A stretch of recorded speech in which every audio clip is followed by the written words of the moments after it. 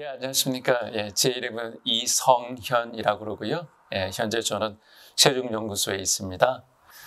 저는 한국에서 자랐고 미국에 가가지고 미국에서 학부하고 석사를 마치고 중국에서 11년이 살았습니다. 그 와중에서 국제기구라든지 이제 언론 활동을 좀 했었고 대학원 박사과정을 중국 칭화대학에서 마쳤습니다. 최근에는 주로 이제 미중 관계 쪽으로 많은 연구 관심을 가지고 있습니다.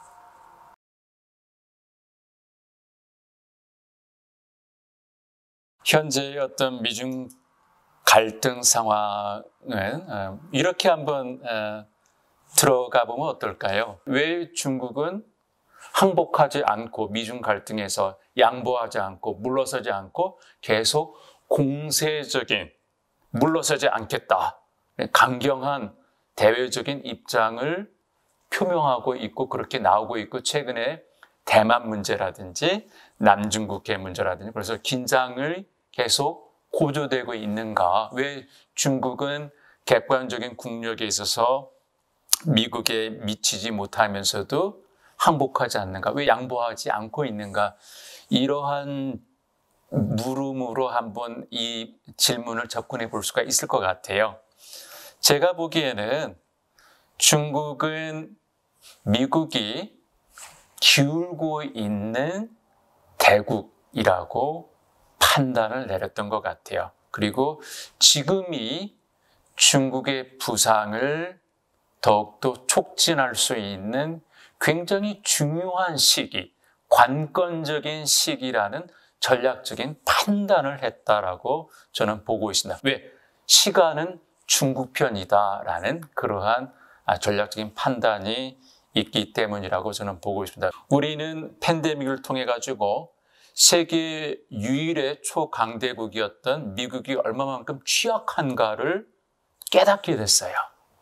중국은 미국 사회, 특히 우리가 데모크래틱 디케이라고 해서 민주주의의 어떤 쇠퇴, 민주주의의 어떤 취약함을 직접 경험하게 됐고 거기서 1월 6일 날, 금년 6일 날 미국 의회 의사당 난동 침입 사건, 이것은 세계 역사상 특히 미국에서는 전례가 없었던 그런 사건이거든요. 그리고 미국의 Black Lives Matter, 흑인의 생명도 존중해야 된다라는 그러한 인종 분쟁, 미국과 같이 언론 자유가 우리는 항상 좋은 것이고 긍정적인 것이라고 사회에 건강한 것이라고 우리는 생각을 했는데 미국 사회에서 페이크 뉴스가 나오면서 미국 사회가 굉장히 혼란스러운 방면으로 가니까 일단 민주주의가 표방하고 있는 가치가 건강하고 안정적이고 사람들이 조화롭게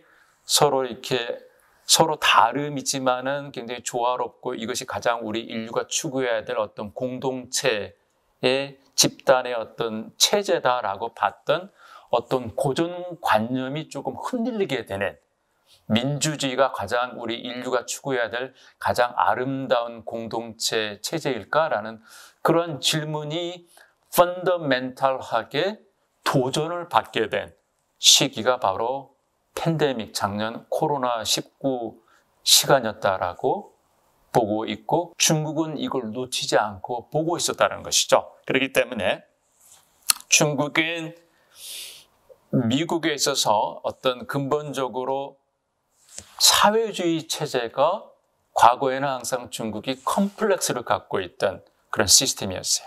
그런데 중국 경제가 발전하면서 지금은 미국 다음으로 세계 2위의 경제대국이 됐고 어떠한 국가가 코로나를 빨리 극복하는가 여기에 관심이 있었고 또 하나는 어떤 국가가 경제를 빨리 회복하는가 이것이 결국 굉장히 두 가지 중요한 요건이었는데 그 두 가지를 모두 성취한 국가가 미국이 아니라 중국이었다라는 것이죠. 여기에 대해서 중국은 엄청난 이 사회주의 체제에 대한 자신감을 갖게 됐고 심지어는 유유해싱 우월함 우리 사회주의 체제가 저렇게 혼란스러운 민주주의 체제보다도 더 우월한 체제다라는 조금은 엉뚱할 수도 있는 그런 체제적인 자신감까지도 우월감까지도 갖게 됐다는 것이죠.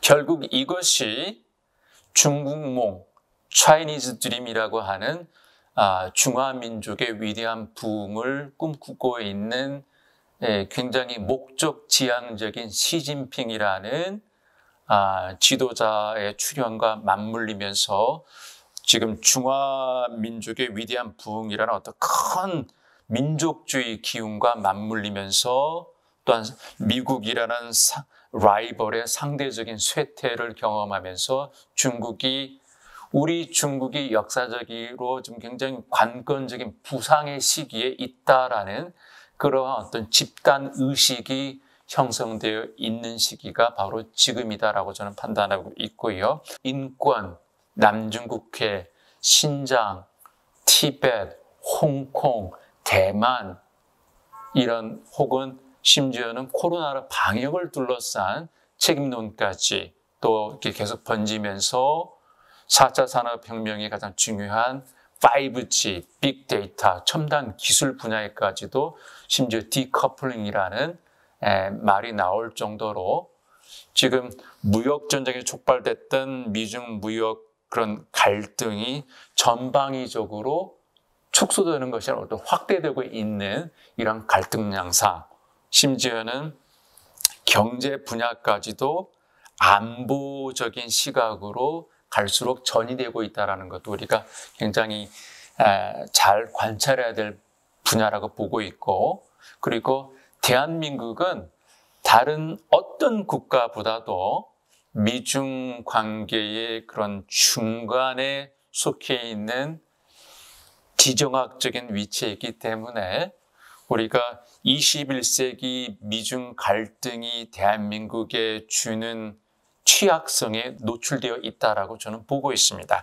한반도는 이러한 강대국 간의 경쟁에서 가장 취약한 지정학적인 위치에 있다는 것을 우리가 직시하고 우리가 조금 더 진중하고 심각하게 현 상황을 바라봐야 되겠다라는 그런 생각을 해봅니다.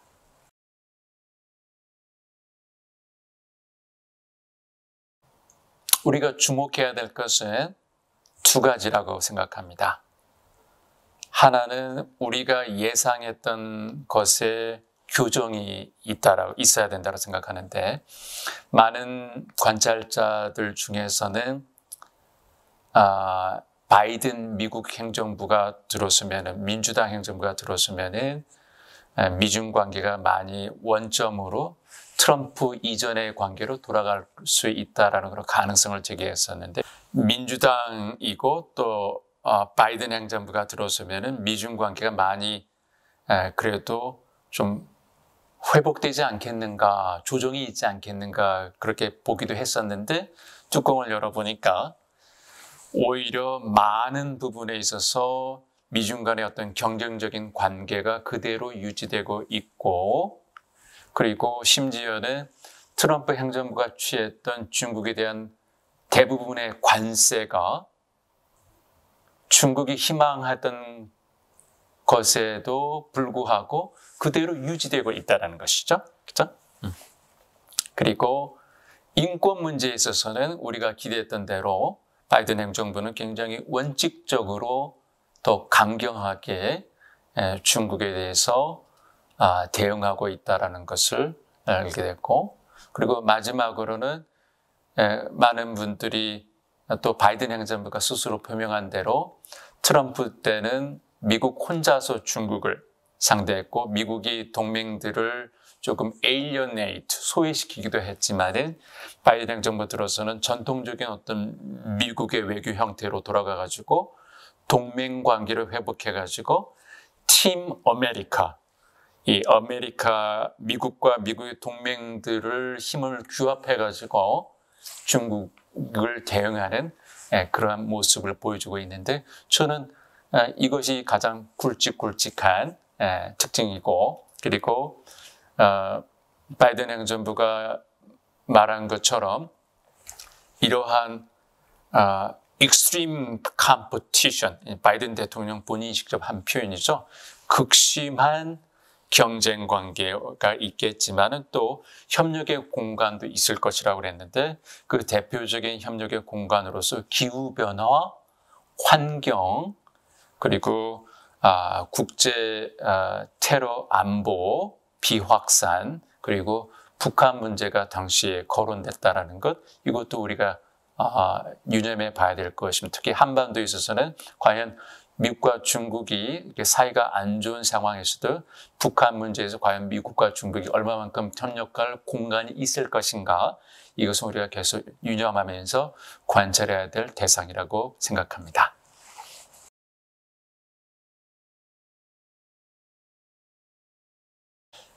사례라고 볼 수도 있고 아니면 이제 바이든 행정부가 출범하고 나서 중국이 보인 기조라고 볼 수도 있는데, 바이든 행정부가 올해 초에 출범하고 그 다음에 중국은 3월 초에 양회라는 중국에서 가장 중요한 연례 정치 행사를 가졌습니다. 여기에서 나온 정책 몇 가지가 앞으로 중국이 미국을 어떻게 상대할 것인가에 대한 어떤 실마리도 바로 양회를 잘 관찰하면서 우리가 그 실마리를 엿볼 수 있을 것 같아요. 그런데 뚜껑을 열어보면은 아주 중국이 어떤 획기적인 미중 경쟁 관계에서 중국이 어떤 돌파구를 뚫으려고 하는 방법을 찾은 것 같지는 아직은 않아 보여요. 중국이 내놓은 정책 방향은 내수 중심의 중국 경제 발전을 추구하는 쌍순환 정책이라는 그러한 정책을 이번에 공식화를 했어요. 그러니까 결국은 국가와 국가의 경쟁 관계에 있어서는 경제가 굉장히 중요하겠죠. 그러니까 중국은 이제 쌍순환이라는 경제 정책을 해가지고 내수 중심으로 경제 산업 발전을 시키겠다라는 그런 것이고, 또 한 가지는 글로벌 가치 사슬에서 반도체와 같은 첨단 기술에서 중국이 미국에 의존하고 있는데 미국이 거기에 대해서 제재를 가하기 시작하니까 거기로부터 우리가 독립을 해가지고 첨단 기술에 있어서 자립 자강을 하겠다라는 이러한 두 가지 정책이 기조가 돼가지고 이번에 제14차 5개년 경제발전 계획을 출범함과 동시에 2035년까지 중기적인 발전 계획을 내놓았는데, 현재의 중국 경제를 2배로 만들겠다라는 그러한 경제 발전 계획을 내놨어요. 이것이 가능할 것인가라는 문제가 대두되는데, 중국이 이번에 내려온 경제 발전 목표가 6%입니다.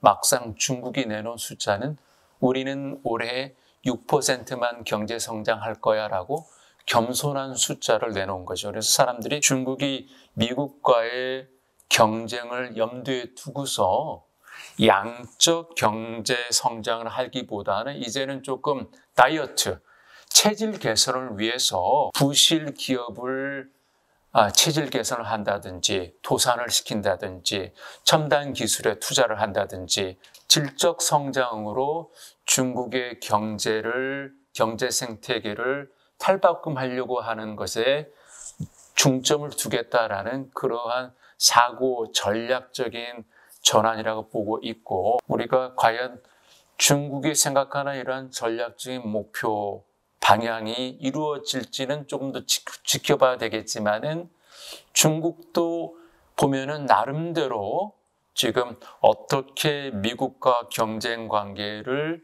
끌어나가야 될 것인가에 대해서 내부적으로 조금 생각을 하고 있구나라는 걸 엿볼 수가 있고, 그리고 전반적인 전략은 미국과의 경쟁을 조금 중장기적으로 나가면서 중국의 경쟁력을 끌어당기면서 어느 순간 중국의 경제와 국력이 미국을 자연스럽게 추월하게끔 만드는 어느 선가에서 조금 더 중국이 조금 더 공세적으로 나오려고 하는 그러한 중장기적인 시간은 중국 편에 있다라는 그런 전략편으로 가고 있다라는 것을 느낄 수가 있겠습니다.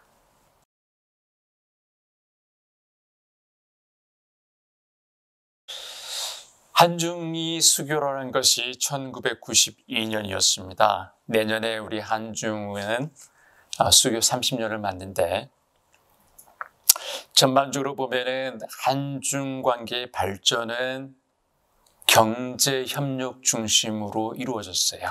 그리고 중국이라는 14억의 큰 시장을 바로 옆에 둔 한국에게 이것은 축복이었다라고 우리가 볼 수 있을 것입니다. 규모의 경제와 시장과 생산 공장을 갖고 있는 중국을 바로 옆에 두고 있는 한국.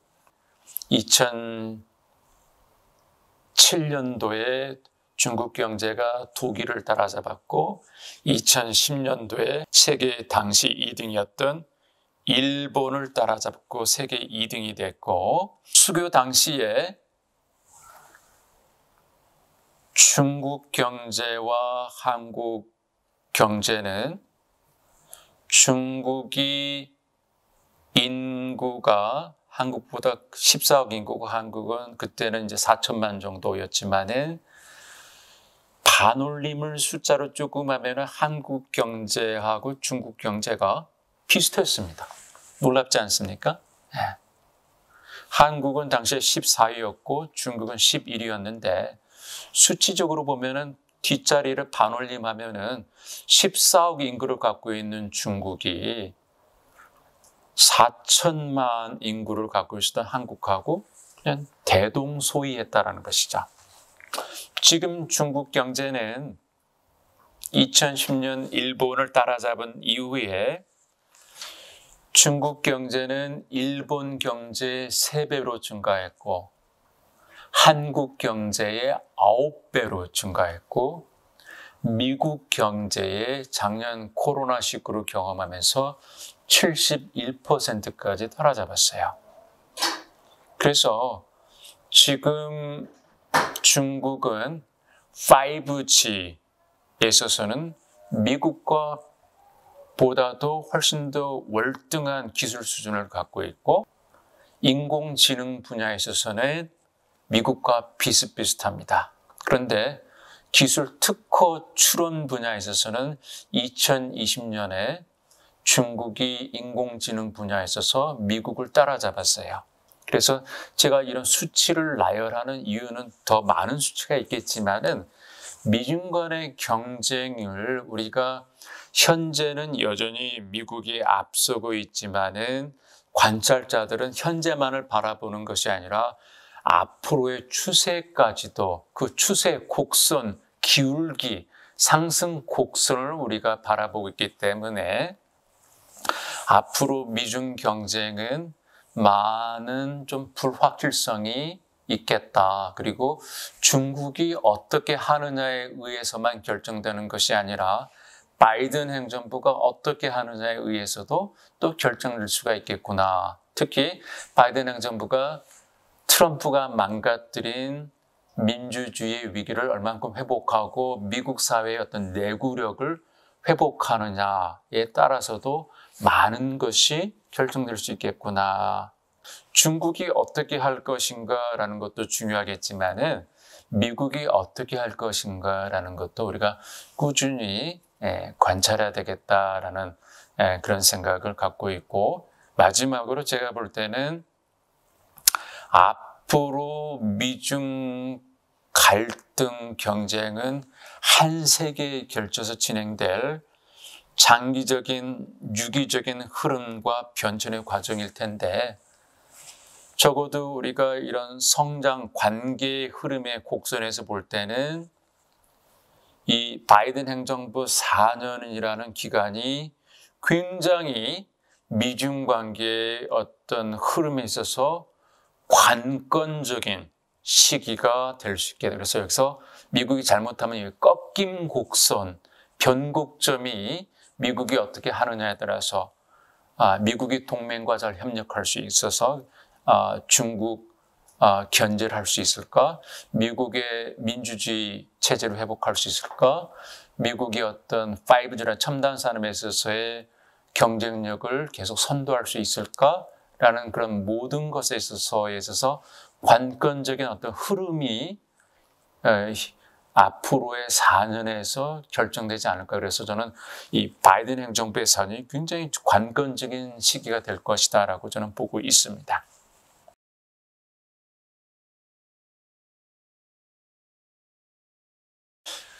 우리 학계에서 아직 미중 갈등에 대해서 정리가 안 된 부분이 하나 있습니다.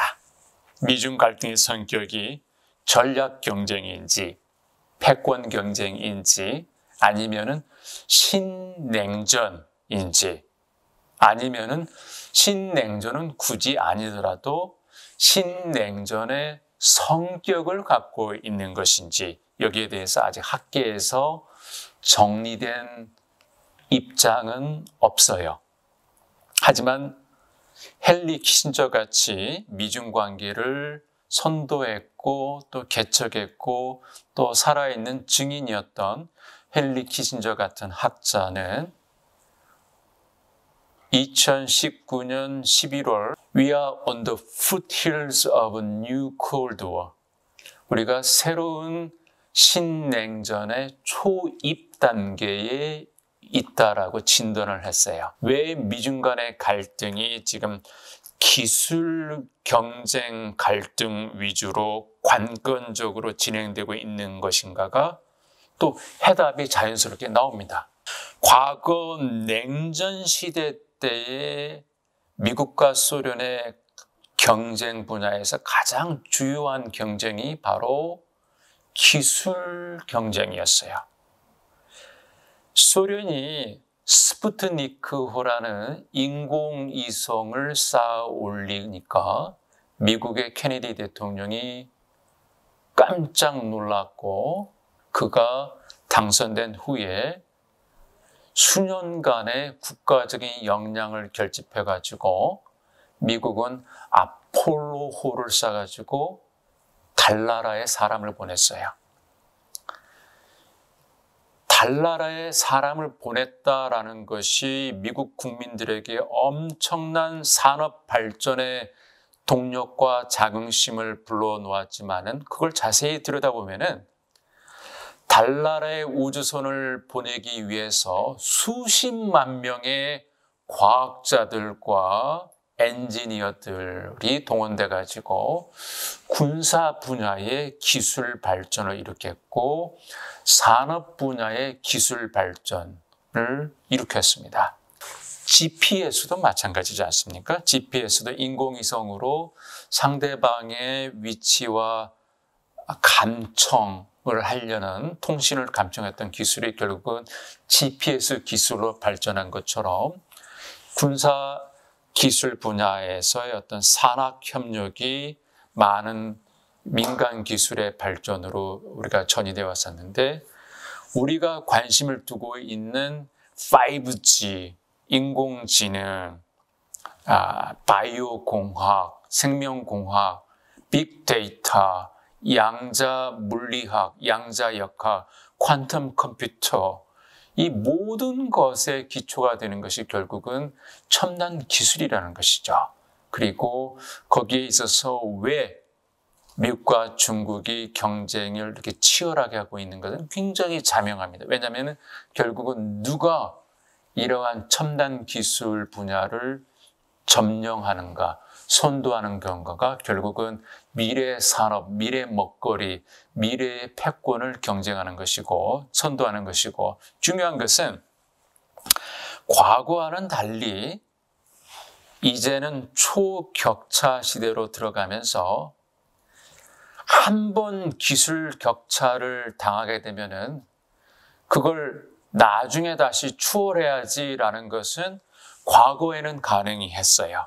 하지만은 이제는 4차 산업혁명 시대에서는 우리가 기술 발전이 이루는 속도가 굉장히 방정식으로 빨리빨리 진행되기 때문에 우리가 이런 방정식을 이해했기 때문에 한 번 초격차를 따라잡지 못하게 되면은 그 다음번에서도 따라잡지 못하게 되는 그러한 패턴으로 이어질 경우가 많기 때문에, 또 모두들 이러한 기술 발전 과정을 지금 이해하고 있기 때문에 지금은 무한대의 기술 발전 경쟁 과정으로 진입했다라고 보고 있고, 그것이 왜 미중 경쟁이 이러한 첨단 기술 분야로 집중되고 있는가, 심지어는 기술 패권에서 중국이 따라잡지 못하도록 중국을 이런 기술 산업 가치 생태계에서 분리시키려고 하는 디커플링까지 말도 나오고 있는 연유가 바로 여기에 있습니다.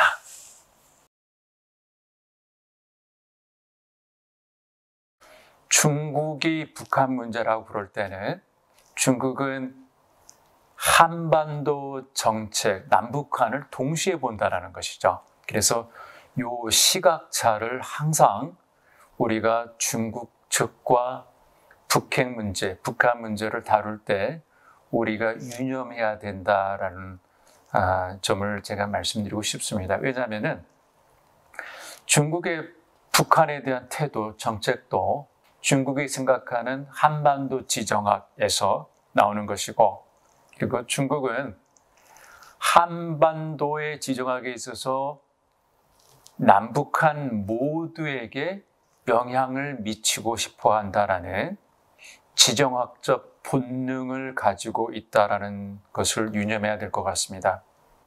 남북한 모두에게 중국이 영향력을 행사한다는 것이 상식적으로 봐도 훨씬 더 중국의 국익에 도움이 되지 않겠습니까? 북한이 붕괴되거나 아니면 한반도가 남한 위주로 통일이 될 경우에, 그렇게 될 경우에는 중국의 인민해방군이 압록강을 사이에 두고서 통일된 한반도를 마주하게 될 텐데, 현재 한반도에는 한국에는 주한 미군이 주둔하고 있고 남한 위주로 통일이 될 경우에 이것은 향후 한미가 협의를 해야 되겠지만, 이론적으로 보면은 통일된 한국에서 주한미군이 계속 동북아 안정을 위해서 주둔하게 된다면은 압록강을 사이에 두고서 인민해방군과 미군이 서로 대치를 하게 되는 상황도 다시 6.25 때처럼 올 수 있다는 것이죠.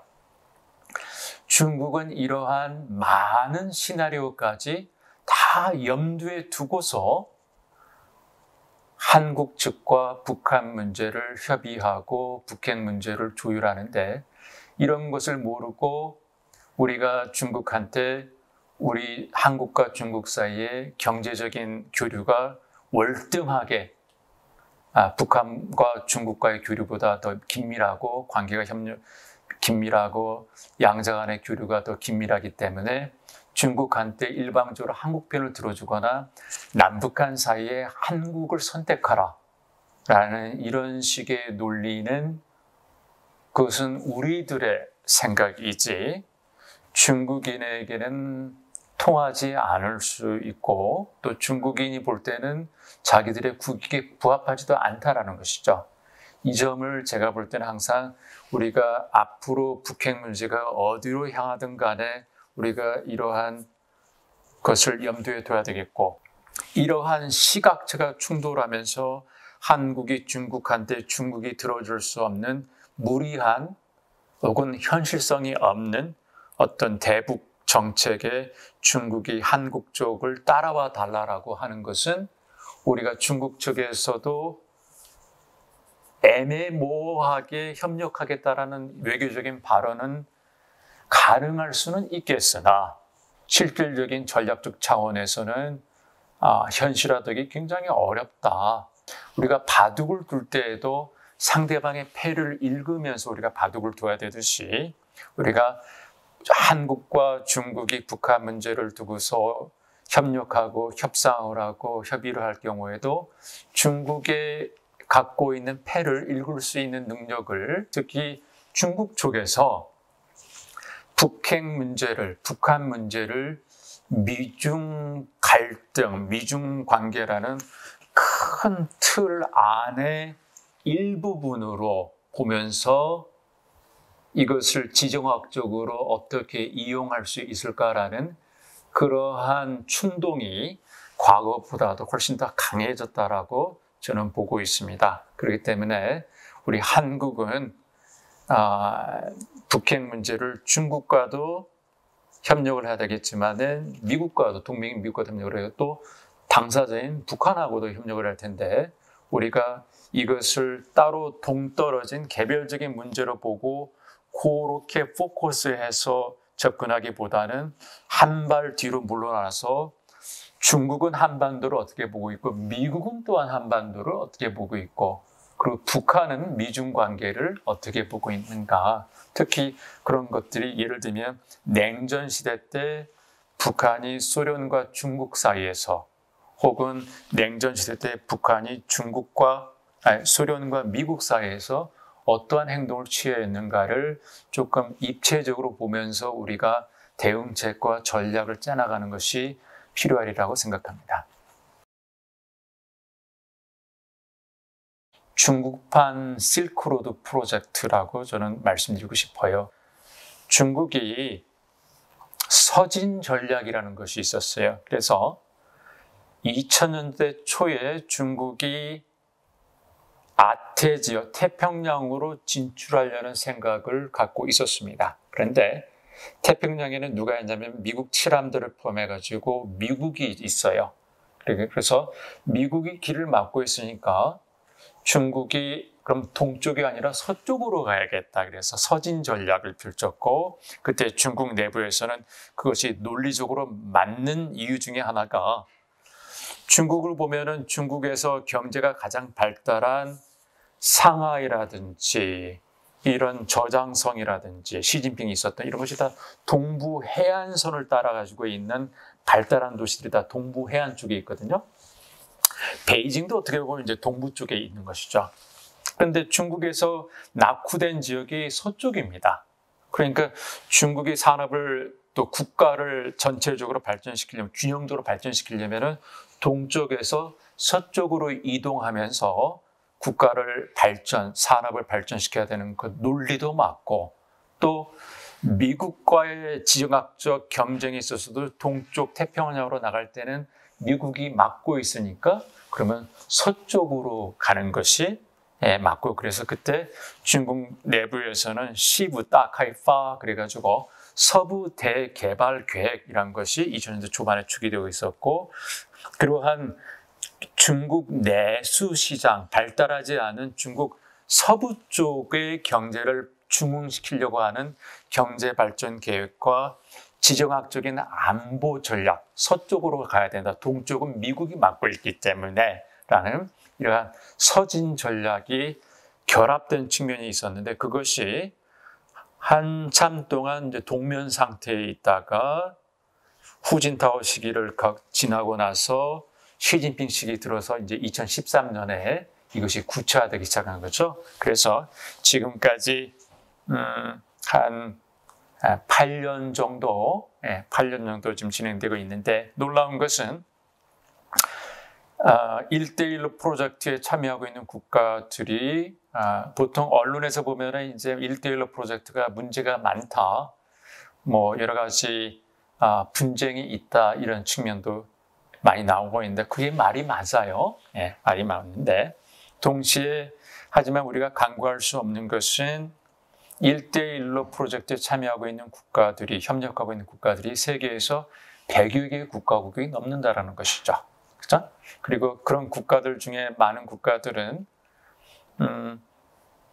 언론에서 보도되고 있는 어떤 중국 중심의 어떤 중국 국력 확장 프로젝트라는 이런 부정적인 이미지도 있지만은 이 1대1로 길을 따라가는 많은 연변에 있는 많은 국가들이 사실은 이제 개발도상국들입니다.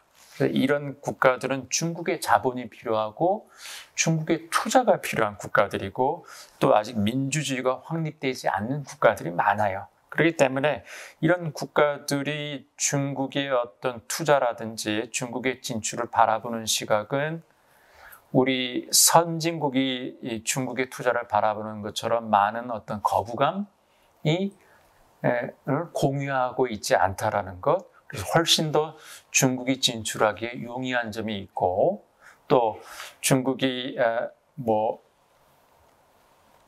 국제 기구, 미국 주도의 국제기구 월드뱅크라든지 아니면 에이션 디벨롭먼트 뱅크가 이런 개발도상국에 진출할 때는 그쪽에서 뭐 부패라든지 민주주의에 대한 어떤 요구가 있는데, 중국은 이제 그러한 측면에서의 요구를 하지 않기 때문에 훨씬 이런 개발도상국 혹은 민주주의가 아직 확립되지 않은 국가들이 훨씬 더 이런 왜 1대1로 프로젝트에 이렇게 관심을 갖고 있는가가 여기에 나오고 있습니다. 중국은 거기서 학습 효과를 얻어가지고 중국 혼자 이런 국가에 들어가서 개발 발전 프로젝트를 진행하기보다는 조금 이미지가 좋은 국가와 팀으로 들어가가지고 이런 프로젝트를 진행하는 것이 좋겠다라고 최근에 좀 방향을 부분적으로 조정한 면도 좀 있어요. 그렇기 때문에 중국이 관심을 갖고 있는 국가가 다름 아닌 한국이다라는 것이죠. 그래서 중국 기업이 한국의 굵직굵직한 이런 기업들과 협력해가지고 이런 1대1로 프로젝트로 협력 사업으로서 제3국에 같이 진출하는 이런 방안들이 요즘에 많이 논의되고 있습니다. 중국은 1949년에 중화인민공화국이 성립이 됐는데 공산당이 이 국가를 세웠기 때문에 인민해방군도 중국이라는 국가의 군대가 아닙니다. 인민해방군도 공산당의, 그러니까 특정 당의 군대예요. 그리고 한국에서는 우리가 이제 개파 정치, 파벌 정치 때문에 이 중국 정치를 보면 굉장히 흥미롭고, 또 우리 한국적 시각에서 금방 말씀하신 뭐 상하이 당이라든지 공청당이라든지 태자당이라고 해가지고, 혹은 뭐 석유당이라든지 이러한 이제 개파 간의 갈등과 모략과 경쟁이 아주 치열하다라고 인식하고 있는데, 그 말은 제가 볼 때는 맞기도 하고 조금 어폐가 있기도 한 것 같습니다. 왜냐하면은 시진핑이라는 인물을 두고 볼 때도 시진핑은 태자당에 속해 있어요. 아버지가 고위 관료 출신이었기 때문에, 그러니까 이 황제의 자녀들을 우리가 태자라고 하지 않습니까? 그래서 이제 옛날 마오쩌둥 혁명 시대에 마오쩌둥과 같이 일했던 고위 자녀들의 자녀들을, 고위급 원로들의 자녀들, 지금 이제 시진핑 세대들 있죠? 이 사람들 우리가 이제 태자당이라고 하고 시진핑이 거기에 속해 있는데, 시진핑이라는 사람의 아이덴티티는 태자당에만 머물러 있는 것이 아니라 거기에 또 군대에도 속해 있어요. 예를 들어서 우리가 중국이 외교적으로 공세적인 강경한 모습을 보일 때는 중국 정부가 군부파에 의해서 지금 주도되고 있기 때문에 중국의 외교적인 행태가 강경 군부파 때문에 강경한 모습을 보이고 있다라고 그러는데, 시진핑은 태자당이면서도 군대 내에서 오랫동안 경력을 쌓았거든요. 그렇기 때문에 시진핑은 태자당의 성격을 갖고 있기도 하지만 군부파이기도 하고, 그러면서도 요즘에 또 이 파를 또 자세히 나누자면은 또 칭화파라고도 또 따로 있습니다. 칭화대학교 출신. 왜냐하면은 시진핑이 졸업한 대학이 칭화대학인데, 시진핑 바로 전임의 지도자도 후진타오였는데, 후진타오도 칭화대학 졸업 출신이에요. 그래서 이런 사람들이 정관계에 많이 포진돼 가지고 중국을 움직이고 있다고 해서 칭화파란 말도 나오고 있는데, 그러니까 이런 식으로 제가 말씀드리려고 하려는 요지는, 우리가 어떤 파벌 정치만으로는 중국을 이해하는데 조금 한계가 있다라는 것이고, 어쩌면 이제 이것이 파벌 정치가 특징이 굉장히 강한 한국적인 관점일 수도 있고, 파벌 정치라 하더라도 중국에서는 공산당이라는 큰 나무 물줄기에 다 속해 있는 것이고, 파벌 정치에서 아무리 힘이 크고 하더라도 이 공산당의 핵심이라고 하는 어떤 가치관과 그런 규율에서 벗어나면은 쫓겨날 수 있고 파문당할 수 있다는 것이죠. 보실라이도 그때 총칭시의 당석이었고 보실라이 본인도 결국은 태자당이었습니다. 아버지가 고위급이었기 때문에. 하지만 결국은 보실라이가 권력의 욕망을 갖고서 기존의 공산당 시스템에 도전을 하고서 권력을 자기가 쟁취하려고 했을 때 공산당 그 시스템이 보실라이라고 하는 그런 태자당 인물을 내쫓았던 것처럼 결국은 어떤 정파적인 색깔로서 어떤 특정 인물의 성향을 분석하는 것도 중요하겠지만은 이런 사람들이 사실 알고 보면은 같은 뿌리에 속해 있고 결국은 공산당의 어떤 핵심 이익에 위반하지 않는 선에서 나름대로의 자기 영역, 자기 파벌의 영역을 공간을 갖고 있고 이익 집단을 형성하고 있을 뿐이지 이러한 집단들이 서로 굉장한 서로 다른 알력과 서로 다른 의견과 충돌을 일으키면서 중국이 운영되고 있다라는 것은 조금 제가 볼 때는 어떤 한국적인 경험에서 나오는 시각인 것 같고 우리 스스로의 이러한 제한 때문에 조금 더 객관적인 평가를 하면서 조금 한계를 갖는 경우가 좀 있습니다. 마지막으로 저는 우리 대한민국이 이런 미중 갈등 상황에서 어떻게 해야 되느냐, 이것이 가장 중요한 문제가 아니겠습니까? 우리가 중국을 분석하고 미국을 분석하고 미중 관계를 분석하고 또 북한 문제를 분석하고 이걸 종합적으로 보는 이유가 결국은 우리 대한민국이 잘 돼야 되겠다라는 것인데 제가 볼 때는 일단은 우리가 미중 간의 갈등에 대해서 우리가 조금 이 갈등의 심각성에 대해 좀 상상력을 발휘해가지고 좀 진지하게 미중 갈등을 중장기적으로 갈 수 있다라는 것, 상황이 우리가 생각하는 것보다 훨씬 더 심각하게 갈 수 있을 수 있는 여지가 있다라는 것까지도 상상력을 발휘해가지고 미리미리 준비를 해둘 필요는 있을 것 같고, 그리고 우리가 현재 우리 대한민국이 취하고 있는 미국도 중요하고 중국도 중요하다. 맞는 말이죠. 미국 우리 대한민국이 동맹이고 중국 우리 최대 교육국이고 그러니까 안보와 무역 그래서 안미 경중이란 말이 있지 않습니까? 안보는 미국 그리고 경제는 중국이란 말이 있는데 어떻게 보면 이것이 기존의 한국 외교의 명품 처방전으로 여겨졌던 안미 경중이라는 이 명품 처방전이 더 이상 유효하지 않는 새로운 패러다임의 시대로 우리가 들어가고 있는지도 모른다라는 이런 개연성까지도 우리가 염두에 둬야 되는 것이 중요하겠다. 이런 열린 사고를 갖고 있는 것이 중요하겠다라는 생각을 하고 우리가 지금 경험하고 있는 미중 갈등은 우리가 이렇게 진행될 줄 몰랐다면은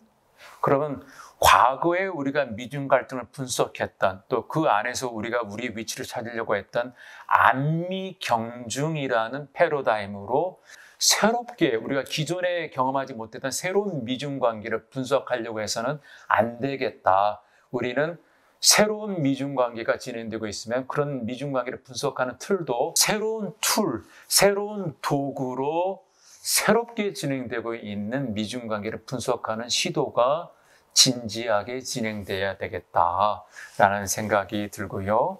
그리고 이런 과정에서 우리 한국은 결국은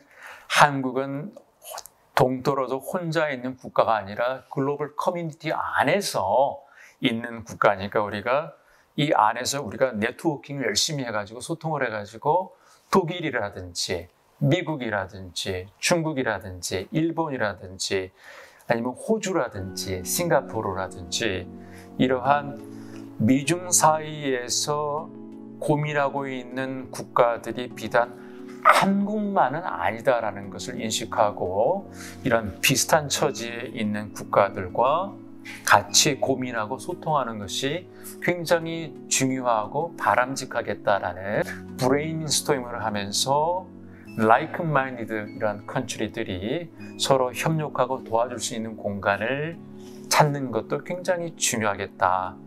이런 것들을 우리가 좀 고민해 봤으면 좋겠습니다. 고맙습니다.